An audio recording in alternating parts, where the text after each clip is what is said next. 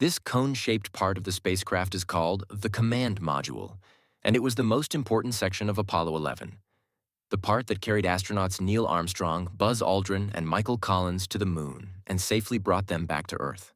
It was their living and working space during the moon mission. The main hatch of the Apollo command module was the astronauts' primary entry and exit point, both before launch and after splashdown. Roughly 32 inches wide, this square-shaped hatch was part of a double-layered system designed for both strength and safety. Around this hatch were 4 windows. The 2 closest were called rendezvous windows, used to align the command module with the lunar lander during docking and undocking. The other 2 windows were used for external viewing, assisting with navigation and observation. Looking more closely at the exterior, you'll notice several small openings and components. These include air ventilation ports to control pressure and airflow, reaction control system, RCS thrusters used to steer the spacecraft in space, and mounts for scimitar antennas, which helped maintain communication with Earth. Some of these ports were also connected to the environmental system, which supplied fresh oxygen and removed carbon dioxide from the cabin.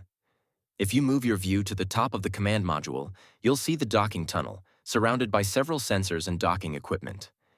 This is the point where the lunar module was attached, allowing the astronauts to move between the 2 modules during their mission. The command module was approximately 13 feet wide and 11 feet tall. It was engineered with multiple layers of strong, lightweight, and heat-resistant materials to ensure astronauts' safety during the harsh conditions of space travel, especially the intense heat of re-entry. One of the key structural elements was the intermediate layer, which consisted of a honeycomb-like core made of aluminum sandwiched between stainless steel face sheets.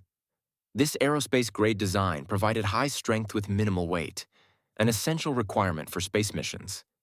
The outer surface of the command module was coated with phenolic resin, a type of ablative heat shield. During re-entry into Earth's atmosphere, temperatures soared up to 2,800 degrees Celsius, 5,000 degrees Fahrenheit.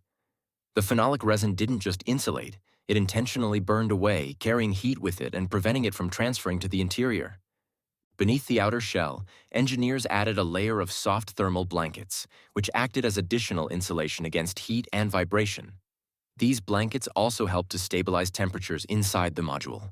Finally, the innermost layer, which made up the internal wall of the spacecraft, was constructed from titanium or aluminum alloys, metals known for their excellent strength-to-weight ratio and corrosion resistance, critical for long-duration space exposure. In the next video, we'll explore the interior of Apollo 11. If you enjoyed this video, don't forget to subscribe.